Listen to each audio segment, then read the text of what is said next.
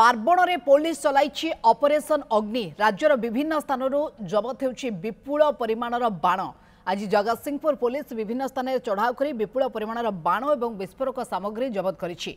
बारूद सहित 20 लाख अधिक मूल्यर बाण जबत करा घटना 5 जन को गिरफ्त करा।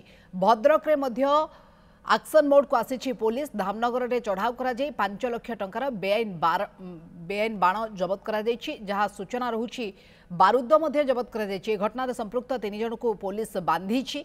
बालेश्वर सिमुलिया थाना बेगुनिया गाँव लक्षाधिक टंकार बाण जबत करा विलंबित राति रे सिमुलिया आईआईसी और एसआई बेगुनिया गाँव एसके ओकिलंक घरे चढ़ाऊ करथिले।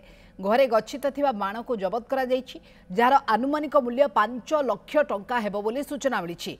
गंजाम छत्रपुर में चढ़ाऊ कर 20 लाख अधिक टंकार सामग्री जबत होती। घटना 2 जन अभियुक्त अशोक सेनापति और रविंद्र सेनापति को पुलिस गिरफ्त करिछि।